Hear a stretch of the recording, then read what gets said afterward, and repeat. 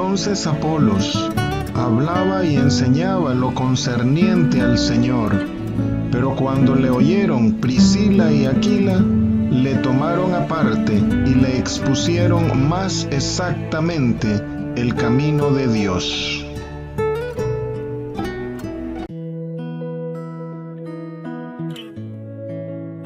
En el mundo estaba, y el mundo fue hecho por él, y el mundo no le conoció. A lo suyo vino, y los suyos no le recibieron.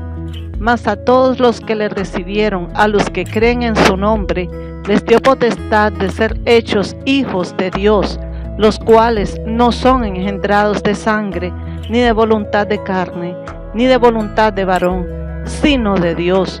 Juan 1, 10 al 13. ¿A qué se refiere la Biblia al hablar del mundo? La palabra mundo, el apóstol Juan la usa a veces para referirse específicamente a la creación, es decir, al planeta Tierra. También la usa para contrastar esta realidad que vivimos con la vida en los cielos y en el mundo venidero. Una tercera acepción es que se llama mundo a toda civilización o sociedad que de manera directa o pasiva está en contraposición con el reino de Dios en la tierra, el cual fue inaugurado por Jesús. Un reino que está compuesto por los que le reciben a Él y guardan su palabra. En este versículo el apóstol Juan combina el sentido de creación con el de civilización. Por último, con la palabra mundo, la Biblia se refiere al Israel terrenal, una nación que en el tiempo de Jesús tenía su corazón lejos de Dios. En el Apocalipsis, el apóstol Juan se refiere a los pobladores de Israel que adversaban a Cristo Jesús como moradores de la tierra, que es otra manera de referirse a los del mundo. Respondiendo, él les dijo: hipócritas, bien profetizó de vosotros Isaías, como está escrito: este pueblo de labios me honra, mas su corazón está lejos de mí. Marcos 7:6. ¿A qué se refiere la frase "en el mundo estaba"? Se refiere a la nación de Israel. Durante su predicación, Juan el Bautista dijo que en medio de Israel ha estado el Señor Jesús, a quien los judíos no han reconocido y no quieren reconocer. En un sentido más general, el Verbo siempre ha estado en medio del mundo, en la humanidad, por medio de la ley, por las Escrituras y a través de los profetas. De ahí que el Señor Jesús exhorta a escudriñar las Escrituras porque ellas hablan de Él. Juan les respondió diciendo: yo bautizo con agua, mas en medio de vosotros está uno a quien vosotros no conocéis. Juan 1:26. El objetivo del ministerio de Cristo en la tierra, de hacerse Él presente en el mundo, es habilitar a todas las personas para ser hijas de Dios. Si la revelación del Antiguo Testamento o la ley judaica hubiese dado a las personas la capacidad de hacerse hijos de Dios, no hubiese sido necesaria la venida del Hijo de Dios a la tierra. Así pues, Él vino y estaba en el mundo que fue hecho por Él. Con esta frase, el apóstol Juan establece nuevamente la posición del Verbo como creador, pero ahora no lo dice de manera general como el creador de todas las cosas, sino como el creador de todos los hombres. Para nosotros, sin embargo, solo hay un Dios, el Padre, del cual proceden todas las cosas, y nosotros somos para Él, y un Señor, Jesucristo, por medio del cual son todas las cosas, y nosotros por medio de Él. Primera de Corintios 8:6. El apóstol Juan entonces pone en evidencia a esta parte del mundo, de la humanidad, que no reconoce a su creador y dice: el mundo no le conoció. La población de Israel en aquel momento y ahora la humanidad entera ha sido incapaz de reconocer a Cristo Jesús, al Padre y a su Santo Espíritu. Es un rechazo debido a una ignorancia que subestima, que no permite apreciarlo como la luz que es.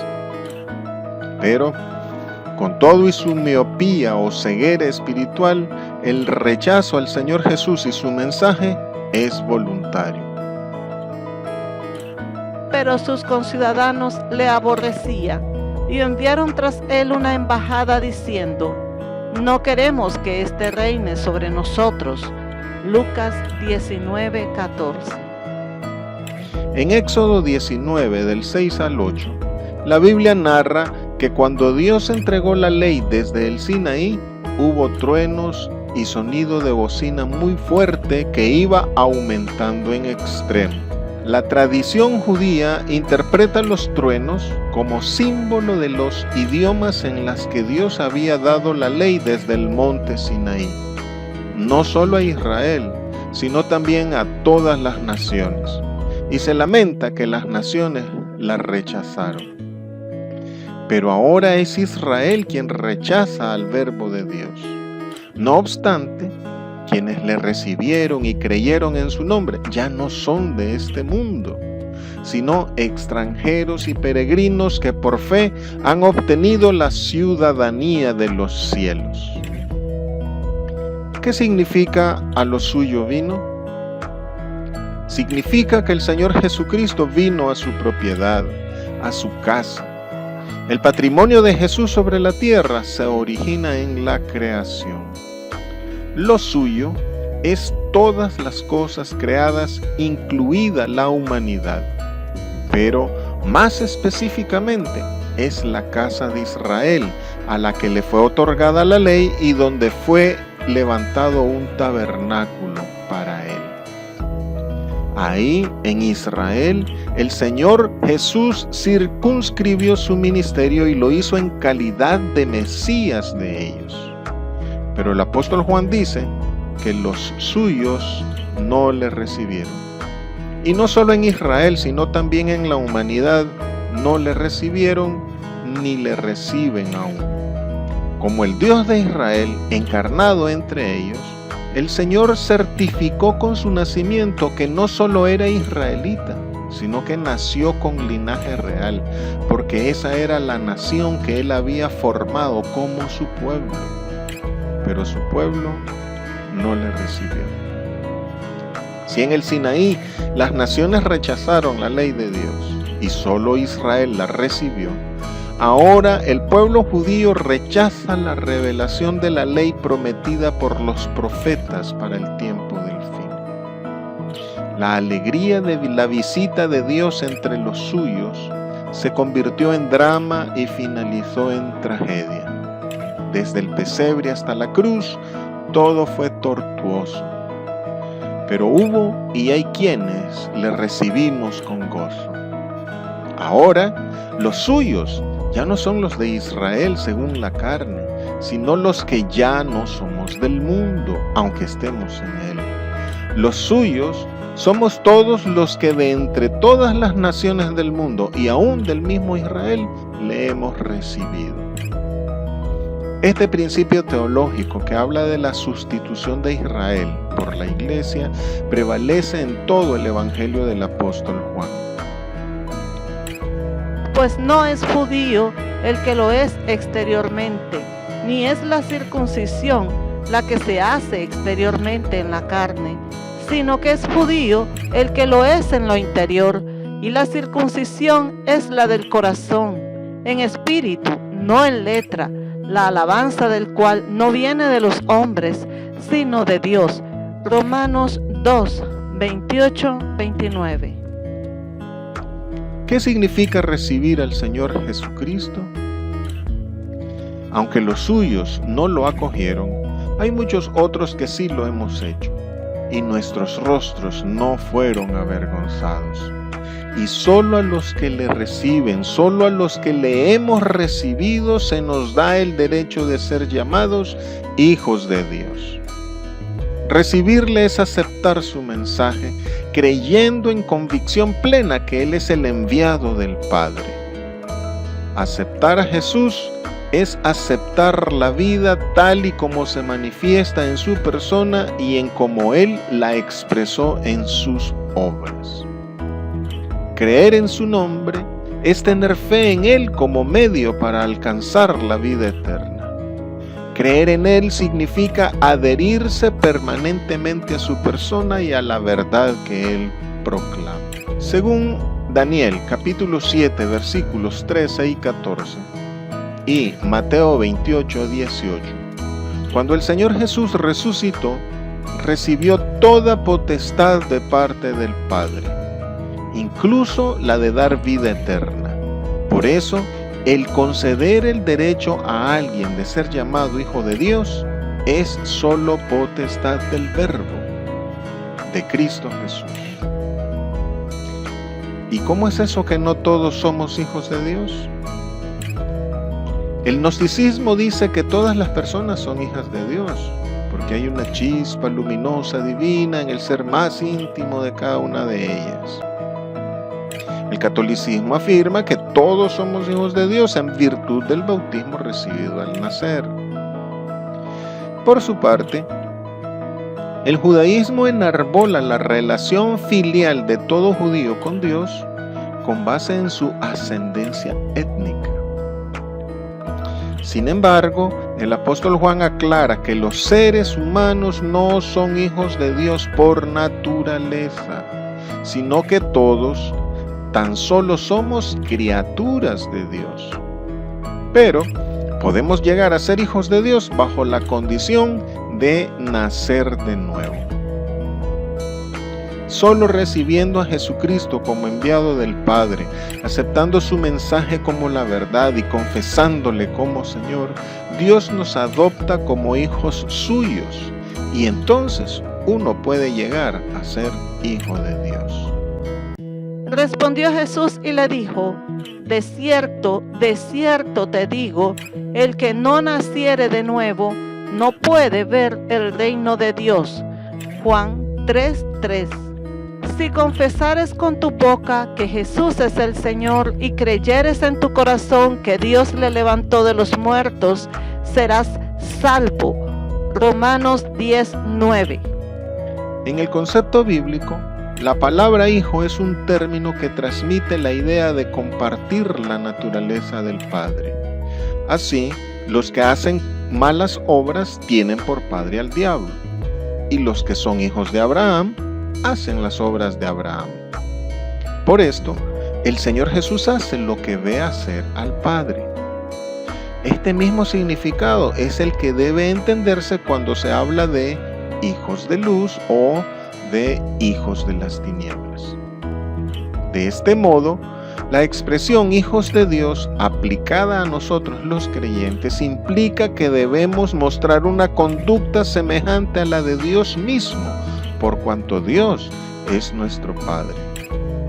De ahí que debemos ser santos y perfectos como Él lo es, y debemos asimilarnos a Cristo en su vida y muerte, así como en su humillación y servicio. Todo esto se logra por la comunión con el Padre y el Hijo, con quienes a partir del nuevo nacimiento y la comunicación del Espíritu, el creyente desarrolla compañerismo de vida con Dios. Respondió Jesús y le dijo: el que me ama, mi palabra guardará, y mi Padre lo amará, y vendremos a él y haremos morada con él. Juan 14:23. ¿Por qué el apóstol enfatiza que no es por sangre, ni carne, ni varón que somos hijos de Dios? En el versículo 13, nuestra versión habla en plural y dice: los cuales no son engendrados de carne y sangre, sino de Dios. Pero hay manuscritos antiguos en los que este versículo se lee en singular y dice: el cual no es engendrado de carne y sangre, sino de Dios. Esta lectura en singular hace referencia al Verbo, dando a entender que el Verbo fue engendrado en la eternidad. Si la lectura original de este versículo fuese en singular, entonces la interpretación sería que los que creen lo hacen en aquel que no ha nacido por voluntad humana, sino de Dios. En este sentido, podemos verificar que a diferencia de los evangelios de Mateo y Lucas, que presentan el nacimiento del Señor Jesús desde el punto de vista humano, el apóstol Juan lo hace desde el punto de vista de Dios como su Padre. El apóstol Juan no menciona el nacimiento virginal de Jesús porque lo da por sentado. En el versículo 14, el apóstol Juan presenta a Jesús como Hijo unigénito del Padre. Y más adelante, en el capítulo 8, 41, el apóstol Juan responde a una pecaminosa alusión de los judíos sobre el nacimiento del Señor. Ahora bien, si la lectura es en plural, como la vemos en nuestra versión bíblica, el nuevo nacimiento del cristiano es como el del Señor Jesús. No es por sangre, ni carne, ni por varón, sino de Dios. Pues los hijos de Dios somos engendrados de arriba, no de aquí abajo. Siendo la carne un principio bíblico teológico que se opone al espíritu, el Hijo de Dios no puede ser engendrado por la debilidad y la banalidad a la que está sujeto el género humano por el pecado, sino que debe serlo desde la esfera celeste. Con esta afirmación reiterativa, no por sangre, no por carne, ni por varón, el apóstol Juan prepara la idea del siguiente enunciado, que el Verbo se hizo carne, aludiendo a su nacimiento virginal.